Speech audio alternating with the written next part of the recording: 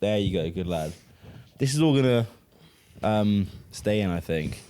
I like this. We're raw, we're real, you know? Yeah, I like we're that. not playing I like around. that. That's good. Are you in that? You go a little bit higher. Sorry. I'm quite used to this. This is really not what I was expecting at all. I was expecting it in your house, but like I was expecting... I don't know what I was expecting at all. Don't spoil the illusion for those No. watching at home. I was expecting a lounge in your house. Wink, wink. I mean, I always feel like, you know, you see a lot of podcasts. Put a pillow there.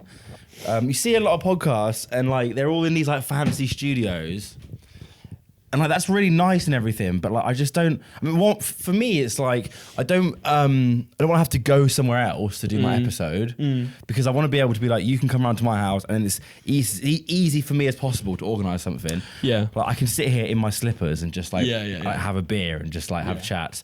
But also like there's an element of like, with the green screen, anything's possible, man. Well, yeah, world is your oyster. I think that's quite good for everything as well, where it's like, if you can do as much as you can in the comfort of your own home and without having to go somewhere, which is a lot of effort actually having to get there, you can get so much more done. I completely agree so much more productive. with that. Yeah. So, I think it's also about, at the end of the day, it is just like reducing cost, like especially like because like I'm not making any fucking money doing this. Do you know what I mean? Like, so having to rent out a studio and like do all that sort of thing. Yeah.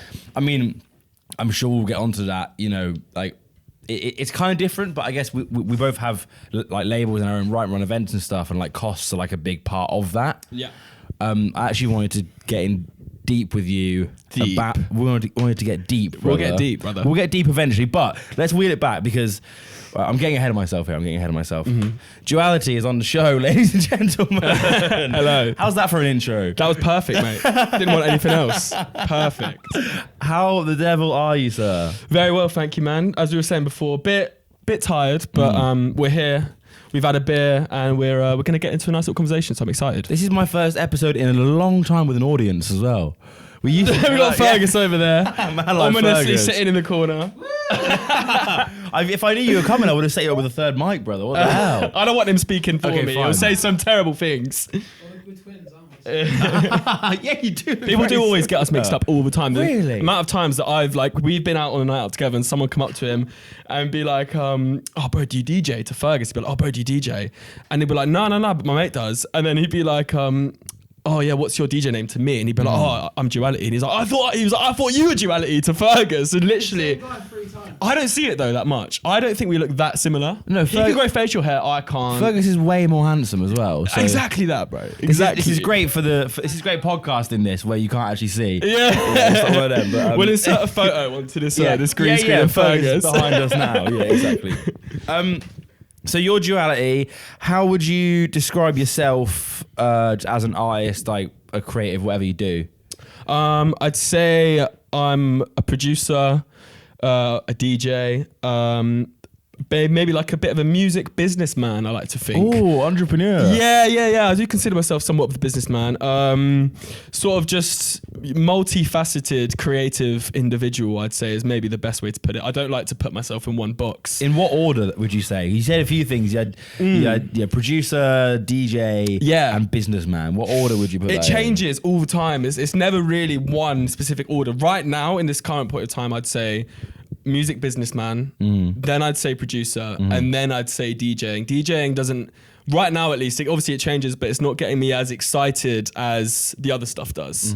That's where I am right now. How do you mean not getting you as excited in terms of it's sort of the where do you see yourself in 5 years question, and right now where I see myself is running a label as sort of like a business and being able to make money from that and doing that all the time. That's sort of where my passion is at the moment, rather than being an artist full time. I think I'd rather sort of sit a bit more behind the scenes and sort of manage things from like, rather than being in the front and center. And also as an artist, like I work full time and the late nights are a lot of stress on the old brain and stuff 100%. Like that. So that's sort of, that's what sums up that. How do you see the kind of like businessman kind of like in the background piecing things together?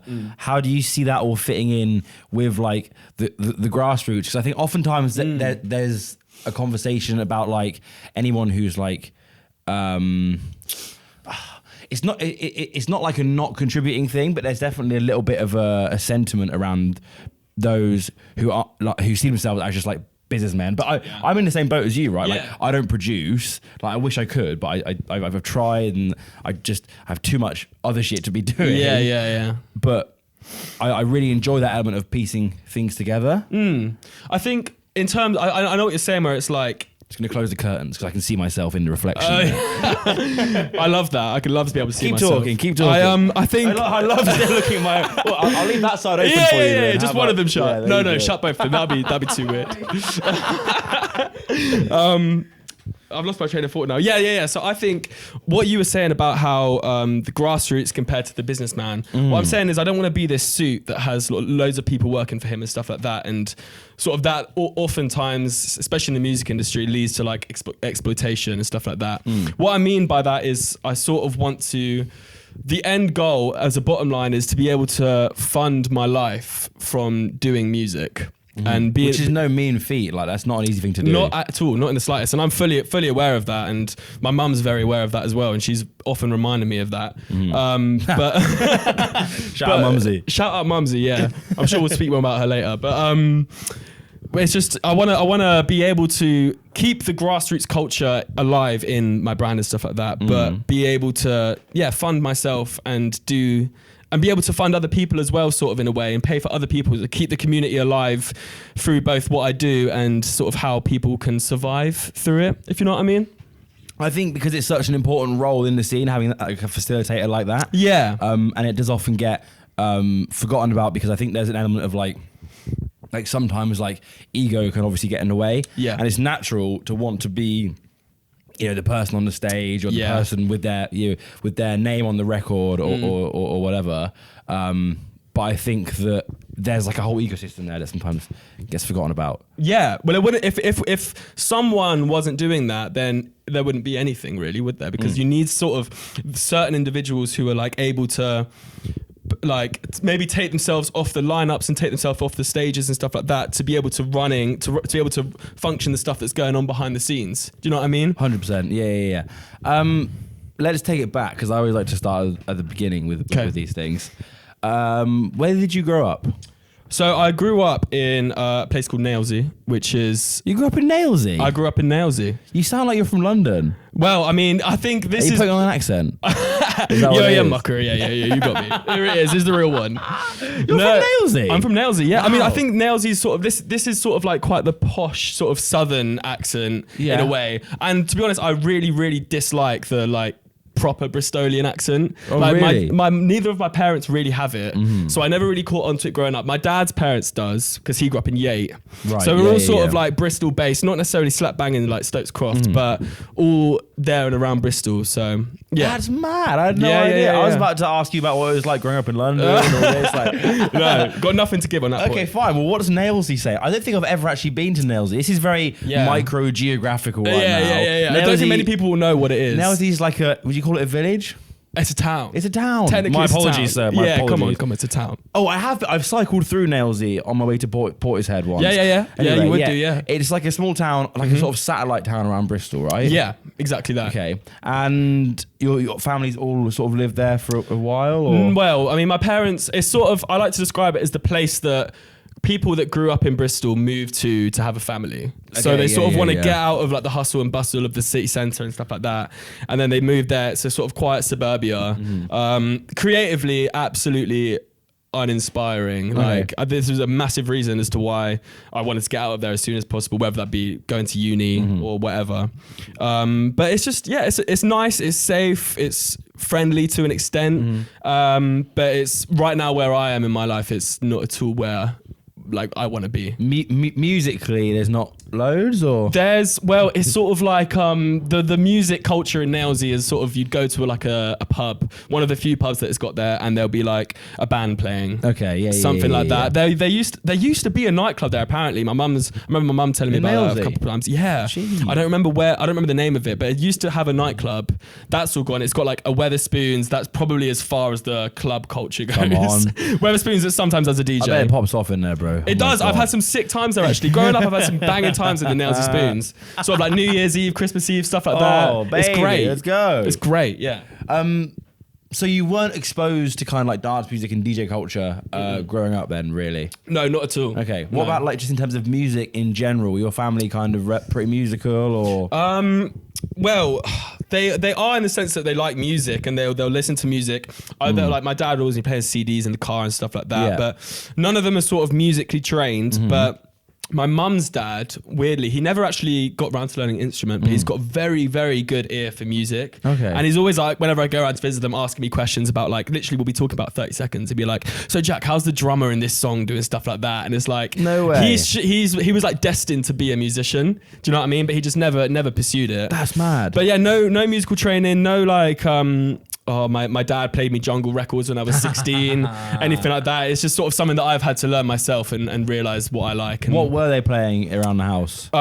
Kaiser Chiefs, Oh, Franz come on. Ferdinand, all the dad classics. Yes. My mum liked Mama Cass, everything like that. So like the classic sort of white family CD music, you know what I mean? I mean, you're in Nailsea, for God's sake. Exactly, yeah. It's very, very matching of that. Okay, so I guess when was your first exposure to dance music or jungle or DJing or any of that stuff? So it would have been in first year of uni. Okay. I went to Nottingham. Are you studying in Nottingham? Yeah. Okay. Yeah, but I did. So, I mean, dance music specifically would have been uni, but I've been playing guitar and piano and other instruments since I was about 10. Oh, you have real talent then. Amazing. Yeah, I used to at least. I haven't done it in years, but I used to really love that stuff. You know, like classically trained. Then I did a bit of like rock and a bit of blues and stuff like that. Oh, fantastic. But Nice. no dance music. And then I got to uni. Yeah. And joined like the DJ society. I don't know what actually pricks my ears to it, but I made friends with these two boys called Giorgio and Gabriel. Giorgio is a DJ in the scene in London quite a lot. And he sort of introduced me to it, and I sort of took a bit of a liking to it, and then joined the Underground Music Society, and then from that just sort of like discovered more and more brands and labels and stuff like that, and sort of just like I say, like learnt what I did and didn't like from quite an old age in terms of a lot of people that are in the scene. Like I came across it quite old. How did you view it when you first came across it as from your perspective as being someone that was like reasonably trained on like traditional instruments? Yeah, well, this is actually quite interesting. Like, I never turned my nose up at anything. I've always like, obviously, I've got like a music is subjective mindset where it's like just because I don't necessarily like something, that doesn't mean that someone else liking it is wrong or anything like that. Like nothing like that.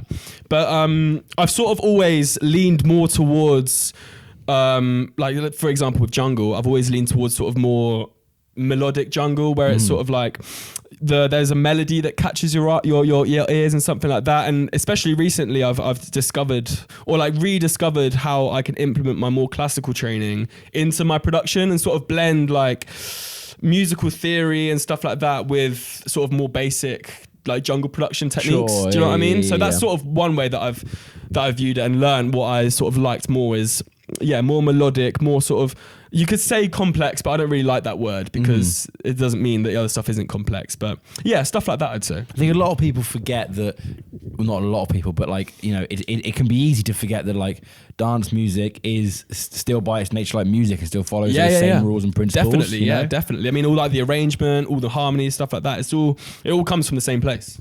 And you were always on jungle? That was your thing from the jump? No.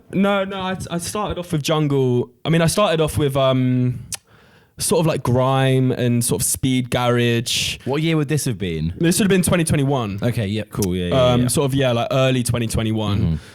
Quite soon into my first year, maybe like within 3 weeks. Okay. No, it's 3 months, sorry, into my first year.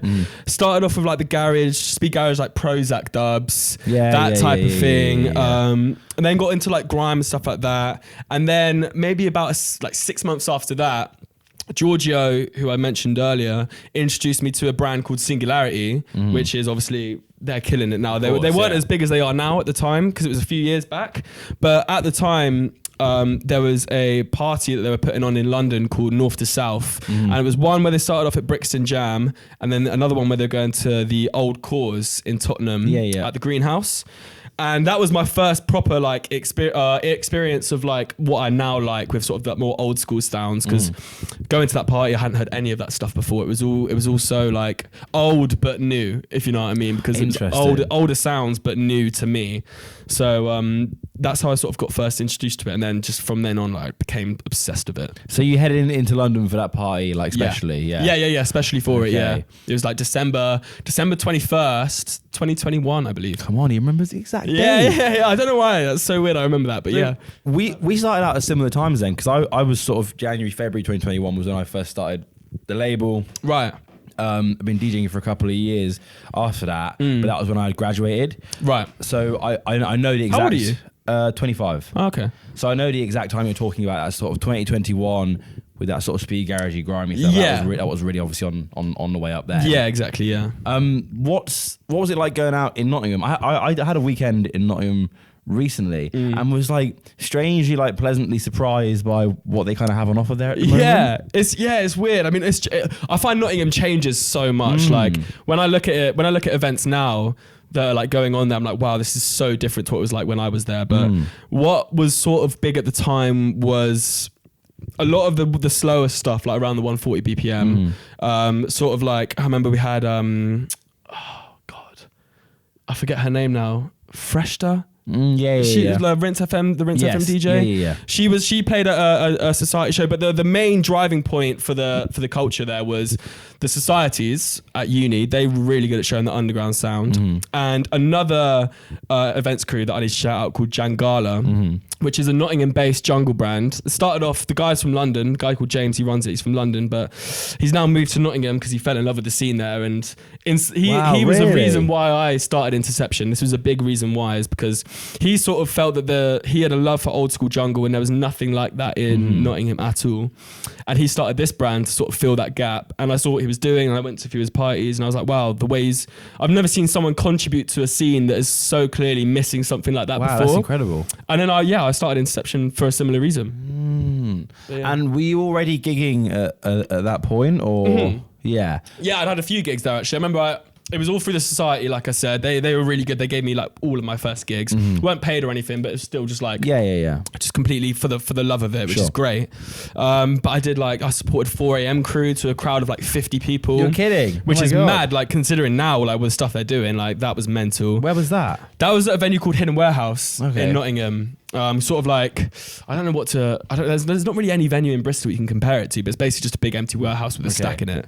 But yeah, they were fucking great. Mate, it was sick. Yeah, did a bit of sound engineering there and stuff as well. Really cool venue. But they were sort of the first people to give me sets, and then through the society, I sort of just made friends with other promoters and other DJs, and we built our own little network and stuff like that. And it was great. And then came back to Bristol and just sort of continued that. Those societies are like really interesting because it wasn't something that I was even really aware of when I was in uni, to be honest with you. Yeah. But like you look back at them now, and like obviously that's put you on such a great path, and like obviously working more in like the sort of events industry now, you do see them popping up and around. Yeah. Does Bristol even have one? Yeah, there's a UE DJ sock, 100%. Is there a UAB one? Good question. I'm not. I don't know. Right, we'll have to fact check that. Yeah. You don't converse in UAB? I'm not as well versed. We don't talk about UAB. We don't talk about it. Yeah. If there is one, I'll put them behind us now. Yeah, well, there we go. There we are. But yeah, no, it's such a great way for you to get on that ladder, and you might not have been made aware of any of that world if it wasn't for that, right? Yeah, definitely. And they're really good at sort of easing you into it with like practice sessions and stuff like that, where you could literally just be playing to other people in the society as like a little group of like 5 people. And it teaches you the skills that you need to know, and sort of slowly building up your confidence to play in front of big people. I really think they're an essential part to like the culture and stuff like that. I wish there was non-uni DJ societies. I was gonna say, because it kind of feels like they're is nowadays, if you look at things like in Bristol, for example, if you look at like Harmonia, like workshops, and there's a much bigger emphasis on that nowadays. That's true. Yeah, I think a lot of that has got like something to do with just like the increase in popularity of maybe of DJ in general. Yeah. I was going to ask you how popular the sort of DJ society was, sort of way back then when you were doing it in Nottingham. it's one of them things as well that change so regularly because obviously it's student run and it's always third years that run it. Okay. So this is quite an interesting point where it's like, because it's third years that run it, they then obviously graduate and then it's a new group of third years that run it and they're not always necessarily from the society. So I found that they were quite popular, but I didn't join it in the third year because they changed every year and it was completely different with people that run it. They sort of like you grew to love this culture and this community that you built over the year, and then it was stripped away to something completely different the year after. It would just completely be like a different thing. It would, well, yeah, because the people that run it were different and they had their own things that they like. They had other favorite producers, other favorite genres, whatever, and they'd sort of book DJs that were reflective of their sounds like that. So while one year you might have someone who's really into their jungle that run it and they do all their like really great jungle nights that I love, the next year you could have someone who likes their grime nights and they only ever do grime nights. So, but overall, like in general, it was extremely popular and the events were always really busy. What was the overarching, would you say, what was the most popular music at that time in Nottingham? Yeah, probably like the garage and the grime and the speed garage. Okay, that type of thing. Yeah. Which fitted you nicely, I suppose, when you started. And that's at the time, why you fell into that sound, right? Yeah, exactly, yeah. I don't actually remember the moment where I was like, you know what, I want to start exploring other stuff.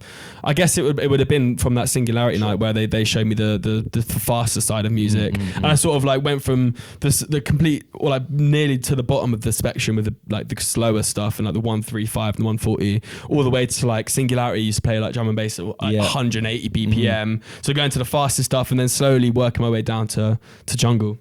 And have you always been Duality? That's always been your thing, like your even when you were playing different sounds. I think so. Yeah. I mean, I used to make like type beats under Aquarius. Make what beats? Type beats. Type beats. Yeah. Oh, like when you see like Jay Dilla type beat. Yeah, sure. Okay. That type of thing. No that's way. That's what I. So I used to have FL Studio back in the day. I use Ableton now, but yeah, you used to have FL Studio and you'd made like hip hop, trap, stuff like that, and that was under Aquarius.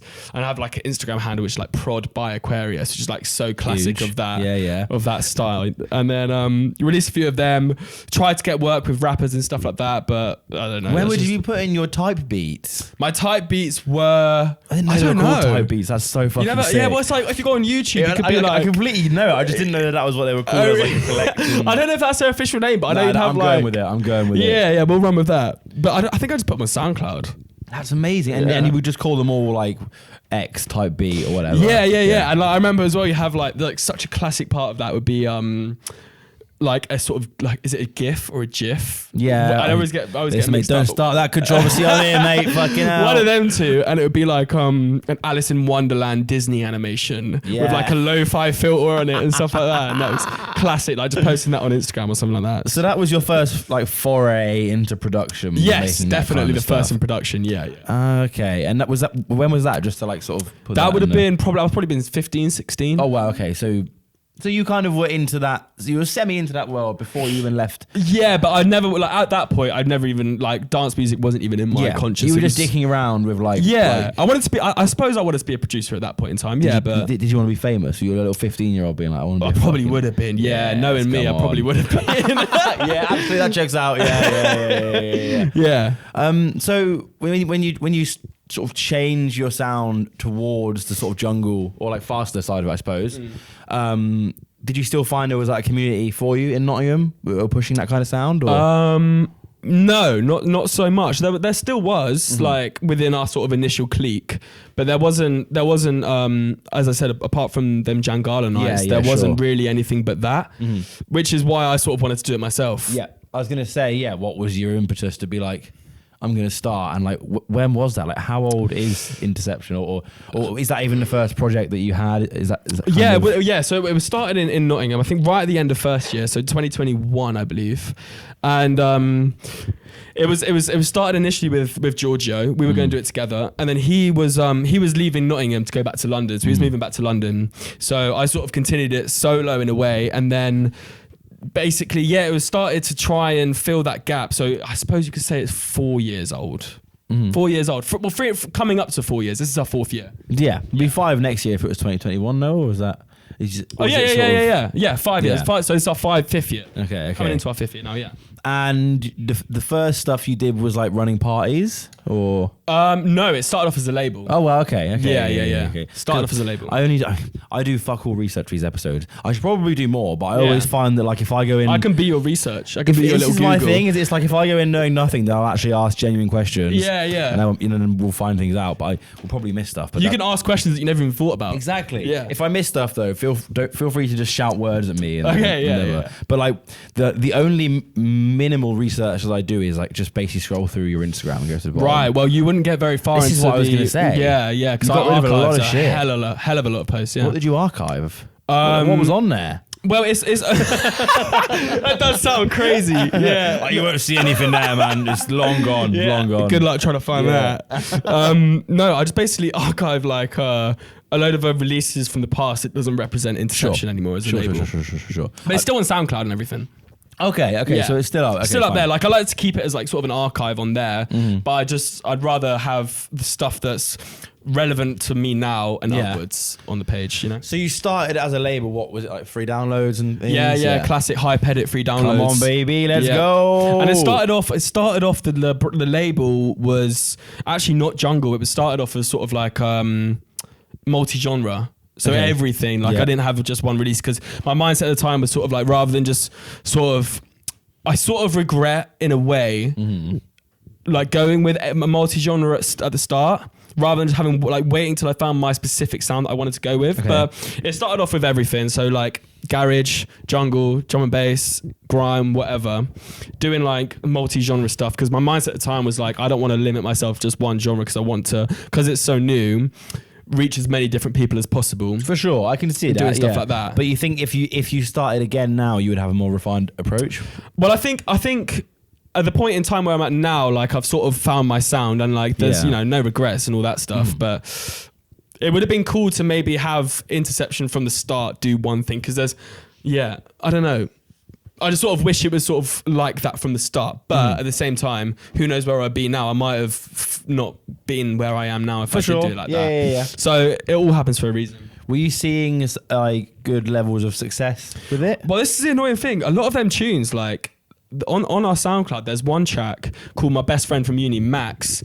He goes by Mabu, and it's a track. It's got 150k. Wow, on Jesus. SoundCloud, and that's like a speed garage track, sort of like UK bass track, and that's done way better than any of our other jungle releases done. So it could have been easy to just like seeing the success of that, and then sort of push aside what I wanted to do, and just be like, you know what, this is doing well. We'll just go with that. But it's a shame that there's not enough sort of representation for jungle and commercial success for jungle compared to that sort of garage house genres, which is interesting. You don't think so? I wouldn't say so at all. No, I mean, like if you look at sort of house DJs and garage DJs, like I've got mates that run house brands, and I'm asking about like quotes, or like not quotes, but like how much like they reckon this DJ would be to cost from the house scene, and it could be like up to like 10k or more, and I don't know any jungle DJ apart from maybe a very select few that would ever charge that much. And I think because there's sort of a lot more commercial success from house, maybe the only other exception is like drum and bass and like jump up drum and bass. There's like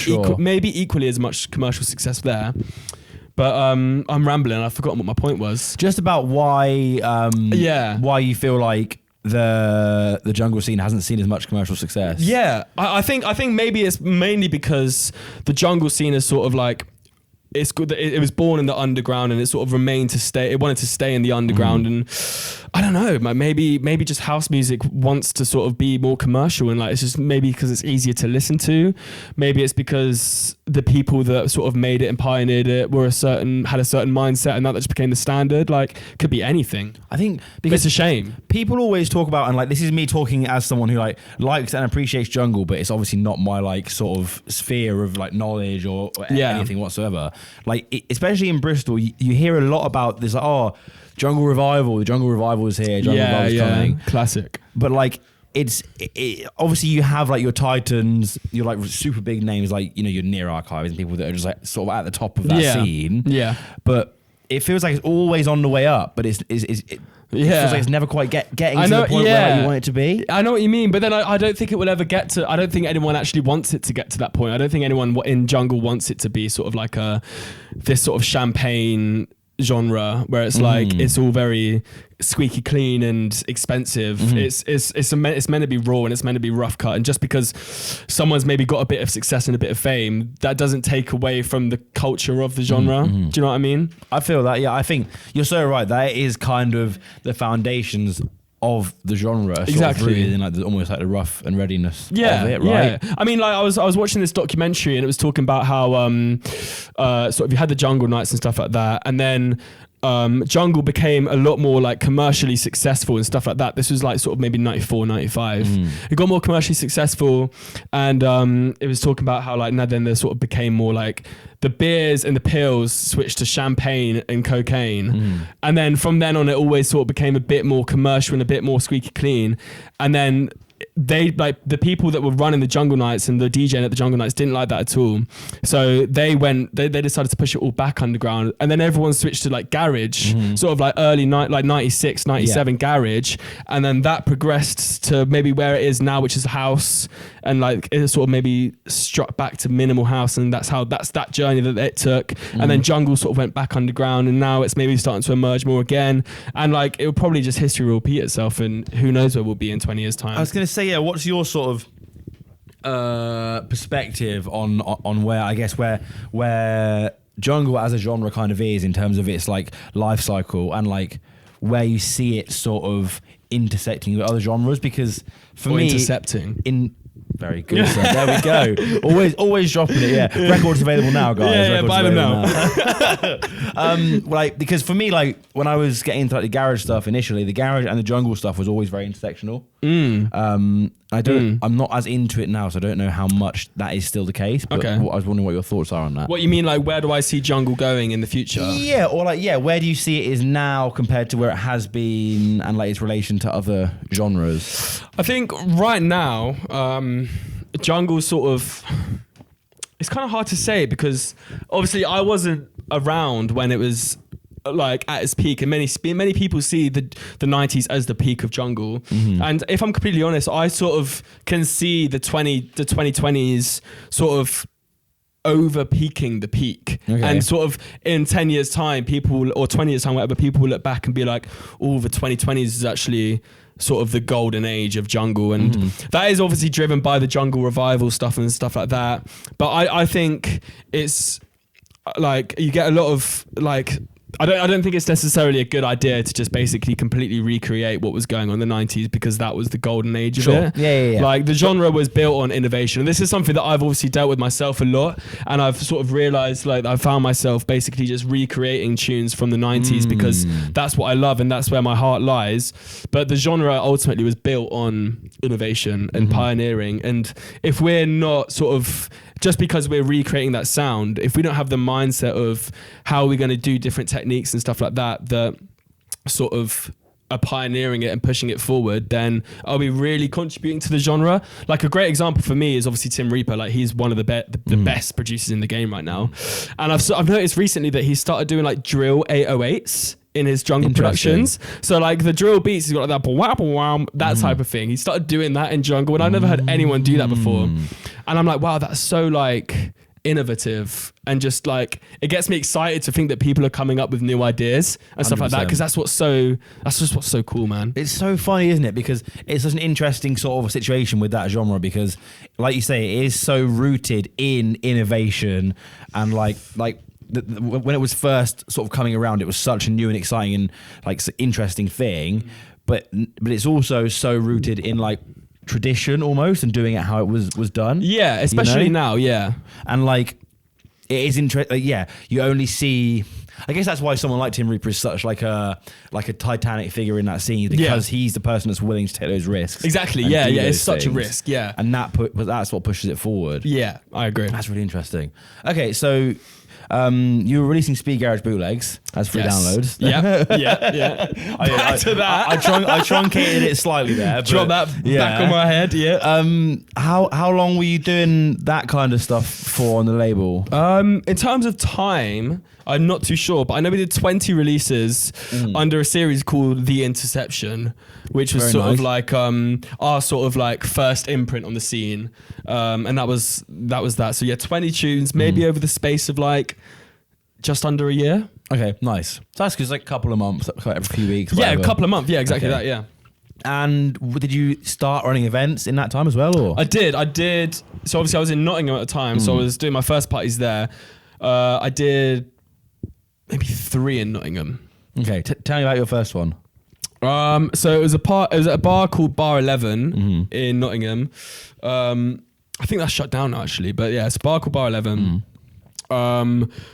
Just mates on the lineup, no big names or anything like that. Just mates, just sort of like the culture, the sort of community and house party vibes. And that was actually basically all of them in Nottingham. Actually, it was only when I came back to Bristol that I sort of took it further from that. Sure. But yeah, I mean, it was fun, man. It was really nice energy. It was so nice to see all my friends coming along to that. It wasn't like massive at all. It was maybe like 70 people tops, but really, really nice energy. Really just exciting that sort of you see all these people in the room and like you've sort of brung them out to this night out. 100%. Do you know what I mean? Yeah. That was just really exciting and really like, whoa, this is a very, very interesting feeling. So you got a taste for it then? Definitely got a taste for it. Yeah, definitely. And then when you graduated, you moved back to Bristol, or how did that? Yeah. And why did you decide to move back to Bristol? Because I suppose you kind of really could have gone anywhere, because like you probably weren't going back to Nailsea in a hurry, I would imagine. Well, I did move back to Nailsea. Oh, you did? Okay. I live with my parents for a little bit. Okay. Yeah. So you went back to sort of to get like a safety net or whatever. Yeah, exactly. Just save a bit of money and then with the hopes of moving out. And then you had your sort of eyes set on Bristol from the outset, or what was the deal with that? Yeah, I mean, I think, so I went through phases. I wanted to move to London and I wanted to stay in Bristol. It sort of would go between the two of them. I think I would still quite like to live in London, but right now I think I've just got a really nice sort of foot setting in Bristol that I don't really want to leave. Like I've got a really nice solid group of friends here, and like they're just really, really happy here. Fergus, for example. Well, I don't know. Maybe. He looked up as you said that. He looked hopefully over. I saw him in the corner of my eye. You know, it's like I don't know. Yeah, you can definitely pick you up. He says hello.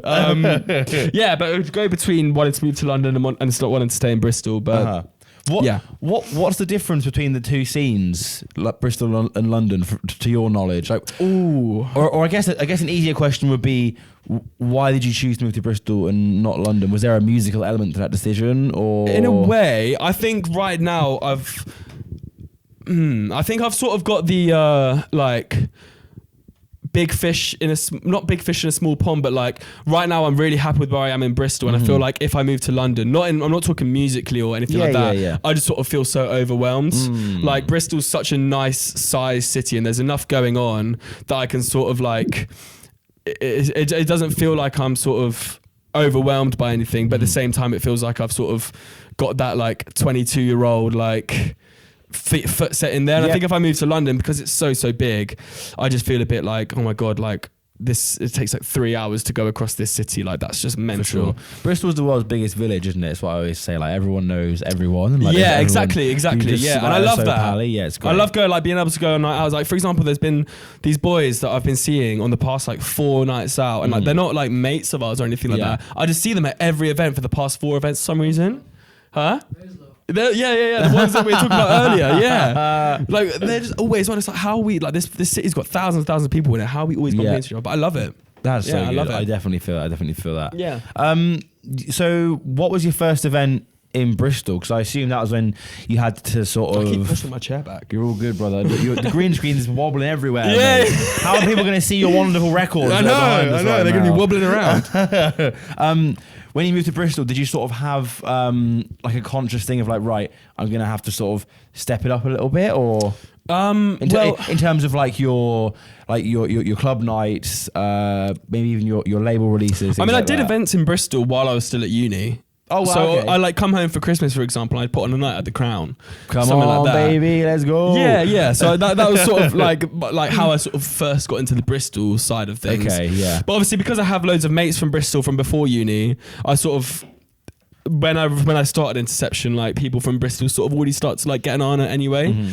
But I do definitely feel like from moving back to Bristol, I like there's sort of this somewhat like pressure to put on better nights, just because there's so much going on that you need something to stand out. And like if you don't promote it a certain way, or if you don't maybe like not necessarily get a stacked lineup. You don't need that or anything like that. But there was a bit of pressure coming back because it's like, okay, there's a lot more people doing what I want to do in Bristol now. Like, I've got to do something, and I've got to change my mindset a little bit to continue doing what I want to do, and actually like have people come to my night over other ones maybe. And you feel like, is that something that you wanted to do actively, or you kind of just feel like it was like part of moving to a bigger city that had more music happening? And I guess, did you have what was your sort of grand plan, if you can call it that, for Interception as a brand? Did you want to take it further, or? I think sort of it went hand in hand with, obviously, I was moving back to Bristol and it was sort of more saturated with sort of similar brands, but like I wanted to take it up a level anyway, so sort of it went hand in hand with that. And in terms of like the long-term plan, I sort of think I don't really have one.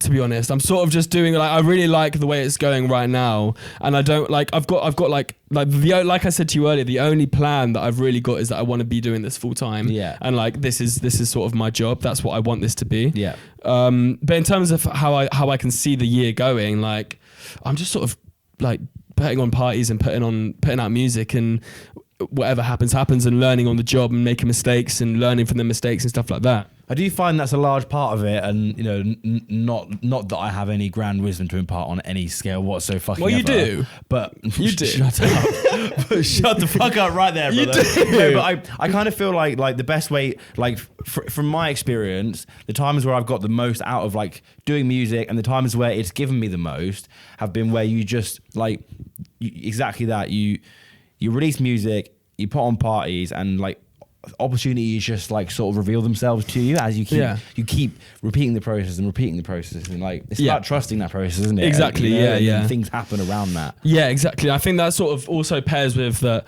Like a lot of people sort of ask about how I learned how to do these things, because there's no one else that is sort of on the team of Interception. It's literally just me that does it. And they're like, who sort of like comes at you and doing there? And obviously there's like your friends that you learn off, and like people that you aspire to you look up to and stuff like that. You can sort of see from that. But I think such a big part of like having a successful brand is by making the mistakes, and like, because like people can tell you something and they'd be like, oh, don't do this or do this, and you'd be like, yeah, sure, mate, whatever, like, and then just do the opposite because you don't want to listen to them a lot of the time. But then like they were obviously right, because they were telling you like they were there trying to help you, so they're right. And then you like, well, this is me personally, I don't know if other people are like this, but I only ever really learn from making the mistakes myself, which is a bit obviously it's a bit the long way around. Like I could have just listened to people, but I don't know, I feel like I need to properly learn these things, I need to make the mistakes, and they'd be like, okay, that's what happens when you don't do these things, or when you do these things, and then that's sort of how you grow, in my opinion. I completely feel that. Like it's all well and good listening to what someone says to you, but sometimes you just need to like have that fuck up yourself. Exactly.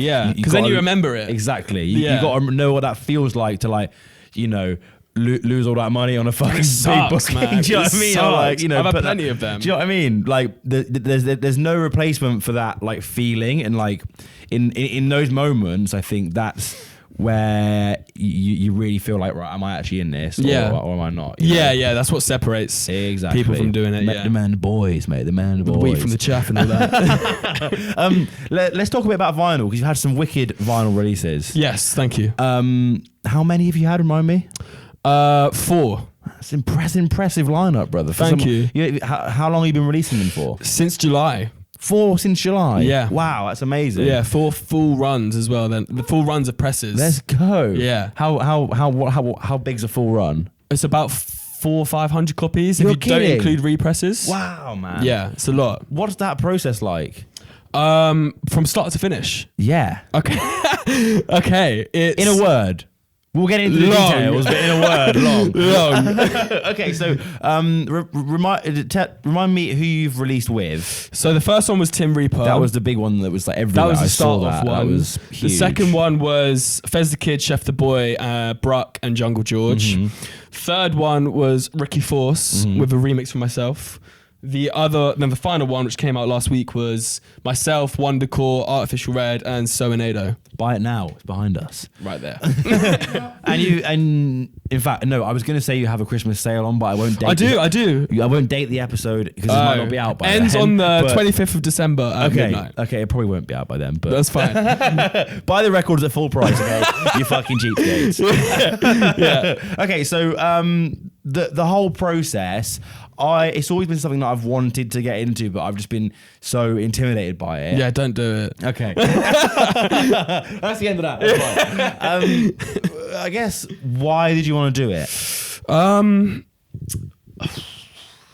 I think it sort of just felt like the next natural progression to like my releases, because I've never been sort of favourable to events or releases. It's always been I want to put equal effort into both of them.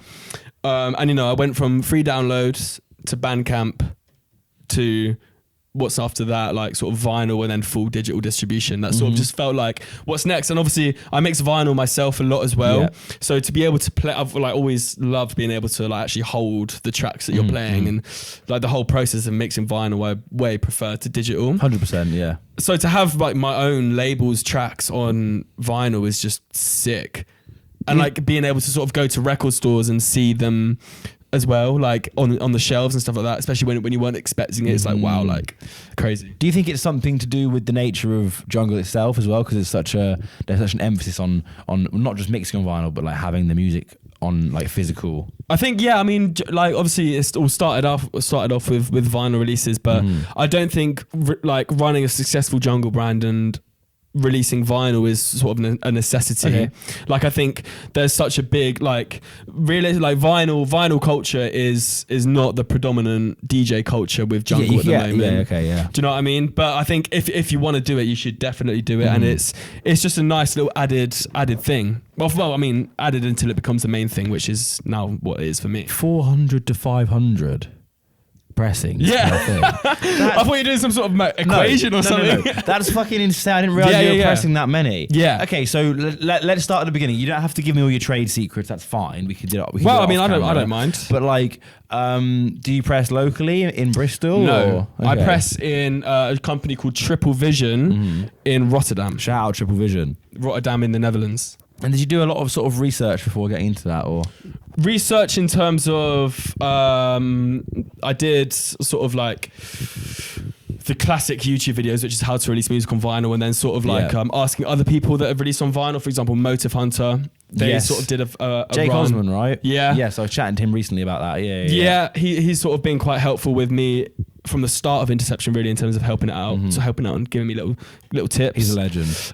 Also chatted to Pete Sideshow, who runs Basic Records. Also a legend. Also a legend. Wow, what a legend. He sort of does he does cuts rather than presses right now. At least he's starting to move on to presses at the moment, but that's a different process of making physical records.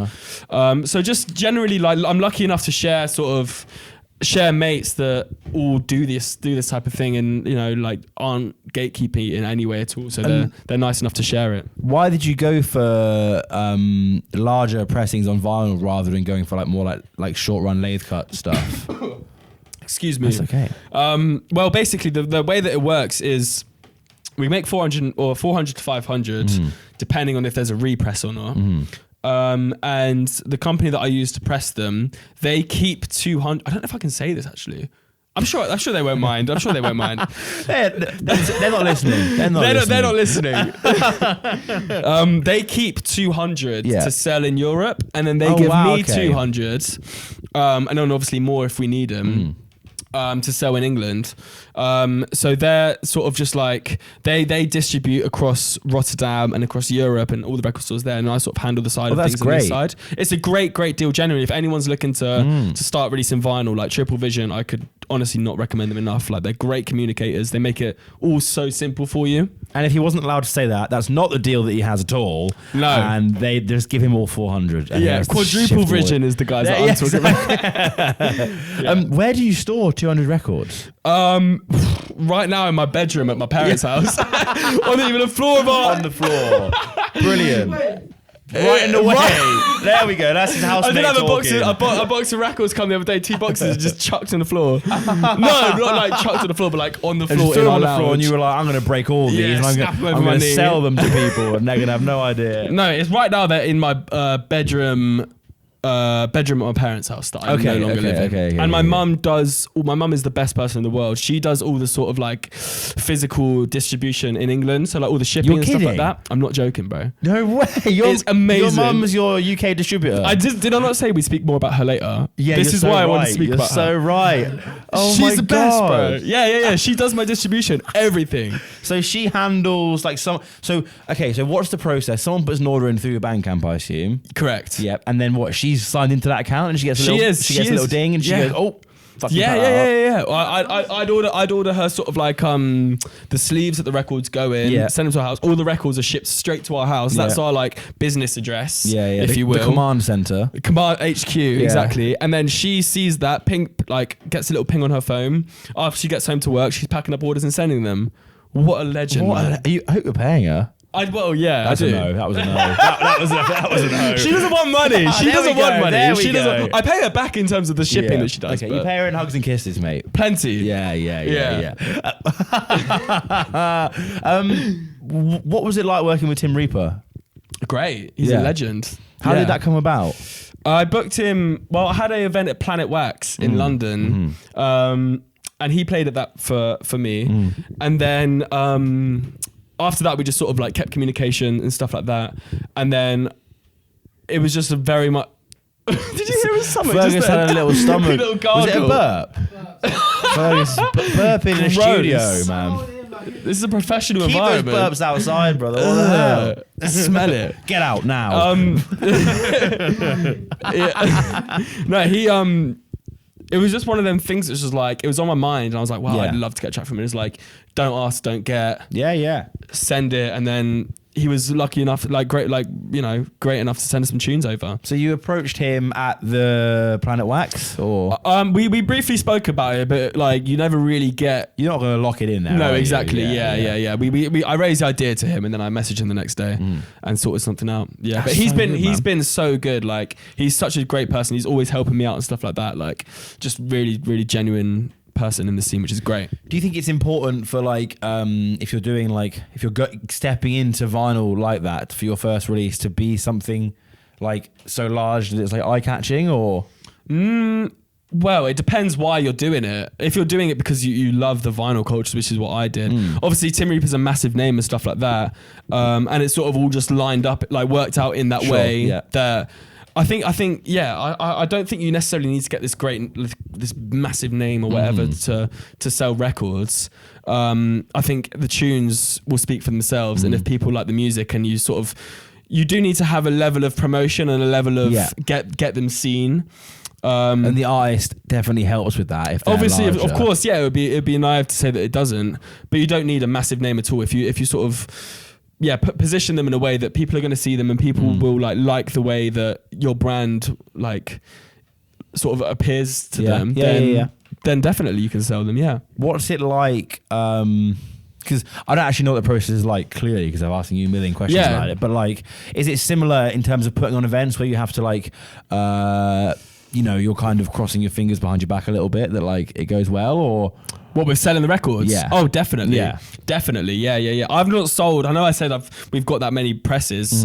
I've not sold. I've still got maybe like 100 of the first release left. Okay. So buy them, but definitely buy them. Please definitely. buy them. Please, because my bedroom's running out of room. Like it's getting so they're in the cramped fucking living room by the sound of it, mate. Jesus. Yeah, just using different rooms, but. No, yeah, it is the massive cross your fingers, and I think the financial risk of selling records is more than an event, in my opinion. Okay. Because, like I said earlier, it's not the primary like DJing sort of media. Like compared to people that just mix on USBs, not that many people mix on vinyl. But it's never really been about the money with releasing records. It's more sort of been like a personal thing. Yeah, you know. Of course, you want them to like sell. a legacy as well, I suppose. I think that's it's another the legacy thing, isn't it? People, with digital tracks, they can sort of be taken off of a USB pretty easily. But if you have that physical record, it's not going anywhere. And obviously with the whole like sort of digital ripping culture as well and stuff like that. Like I don't want people to be able to sort of like, I want people to like, by getting the music on Interception, you're joining the community and you're sort of being part of the family. I don't want you to just be able to rip it off some YouTube video or something like that. For sure. You must have some pretty heavy spreadsheeting though for your... Not really. You're doing 400 pressings of vinyl. You'd have a spreadsheet. Well, Bandcamp all has it for you. Bandcamp all has it for you. There's not really any need to. Fairs, man. I know, to be honest, I started off like this. Like, this is quite a funny story. I started off like this. I'd have this spreadsheet where every single one of the order, I'd copy and paste the address from Bandcamp, put in their order number, put in their names, and then put in how many records they ordered and have like different tables for each release. And then me and my mum were speaking about it. And I was filling it in front of her, and she was like, "Why are you doing that?" And I was like, "What do you mean? Like, how am I going to keep chucking them?" She's like, "Well, it's all there. Like, literally says it all there for you, and like you can export the table, you can export the spreadsheet from Bandcamp, so you don't need to." Okay, so you're not doing any like forecasting or anything. So if I said to you, No. like, when are you going to be sold out of the Tim Reaper release in terms of a date? Yeah, I'd have no idea. Okay, fine. See, I love that because I want to be a music businessman, by the way. This is what I'm saying, mate. Yeah, if you're on the musical apprentice, mate. Yeah. God, Jesus. Maybe I should. But I don't even know how you'd figure that out. Well, I guess this is based on sales. This is so boring, but you figure out like you figure out your average run rate, wouldn't you? You do like how many days the release has been out for and how many you've sold, and figure out on average how many days it takes to sell a record, and then you just extrapolate from that. Right? Do you see what I mean? Yeah. Say you sold 100 releases in 50 days. You know you sold about 2 a day. So if you have 100 left, it's going to take you another 50 days to sell that. Yeah, on average, this right? This is making me look. You could just see my brain calculating. This is like the cogs meme of the lady with Did you the do like numbers. business management? No, I did media and journalism. It's fucking such a degree at UE for idiots. God, you look like a rookie. Okay, well maybe this is something I'll look into. No, brother, no, because I rate the like the spirit behind it, because that backs up what you were saying about you're not doing it to sort of monetize it. You're doing it for like the cultural impact. Yeah, exactly. Have, Yeah, exactly. I feel like I could spend all day behind a spreadsheet trying to calculate when the sellout point would be, but I just feel like you never know what's going to happen. You're really. so right, man. I need to fucking you need to touch grass. Yeah, I need to touch grass, and I need to just like spunk like loads of money on records. Yeah. Buy my records. There we go, baby. Buy my records count on the podcast. What's in the future for Interception? Something that I'd love to start doing more is pop-ups. I think that could be really fun to do. I'd also love to, I feel like in terms of events, this is a conversation that I've been having with a lot of people, and it's about sort of like, I feel like it's a very rumbling under the surface thing right now in Bristol, especially where it's like sort of not having major headliners on events and stuff like that. I know you're speaking about this with Rishi in the last podcast, but it is a thing of sort of like building the community around your night rather than just like driven by names 100% and stuff like that. But bottom line is like lots and lots of events, lots and lots of music, and just lots and lots of fun. That's really what it is. Like, yeah, it's just fun. Like, I'm just having a great time with it. It's not like I don't think I've got like a massive big plan about what I'm doing. I'm just having fun with it, and I think that's the most important thing. Like, if I ever lose that, or sort of like that childish, playful energy with it, then I've done something wrong in the past, like with the brand, and I really want to get rid of that. But also maybe starting like a sub label, something like that could be really cool. Like I was saying earlier, with how I've sort of loved the melodic side of things, I want to start a sort of atmospheric jungle label. Sort of just playing on that side of things. That really is his own thing, isn't it? Like I'm starting to learn, because obviously I live with Longies, and he's very much like, he's really immersed himself in like the jungle scene. Recently, he's making a lot of that kind of music. Yeah, the atmospheric side of it is such a massive part in its own right. Like, it is so separately, and I don't really know that many people that are doing it at the moment. So that could be cool. And then in terms of my sort of like personal projects, just sort of making a lot more music, maybe sort of drifting away to drifting away from like label releases, I think. Yeah. I think something that I've realized recently is that I really enjoy doing self-releases, sort of not on a label, which is contradictory considering I run a label. Yeah. But like, I really enjoy just sort of like having complete creative control over it myself 100%, yeah. and stuff like that. I have this thing that I always say to like up and coming producers, like, this is so contradictory because I have a label, but like you just don't need a label anymore. No, like, exactly. You don't. Yeah, Like, there's fully no need for it. if you at have all. the tunes, and then you have the means to sort of build it for yourself, really. I'd say the maybe thing that a label sort of brings is like a platform. Sure. I think that's a major part. But you can always build it if you have time, if you have the luxury of time, and if you have the work ethic to do it. Then you can build that platform for yourself. 100%. Yeah. You become your platform. Exactly. Well, you have become your own platform. You've released on your own label, right? Like Yeah. That's very true. Yeah, that's very true. Well, that is a massive thing as well about like, this obviously wasn't the driving reason, but like, it's nice to sort of be able to, like, when I was first like starting off with DJing and I wasn't really getting any bookings, I was like, well, I want to play out more, so I'll just start a brand and then book myself and then have an excuse to play out more because I love it. You know, that was sort of a great, great excuse. Many people start, isn't it? Is to book themselves. Well, and their this is a friends. bit, yeah, exactly. But I don't blame them. You know, Long may it continue, brother. Yeah, exactly that. What have we missed? We're at an hour, by the way. Wow. That's flown by. It does always fly by. Yeah. I feel like my cheek's really red right now. Are mine red? Yours aren't that bad. Yours are pretty rosy. Yeah, I have rosacea.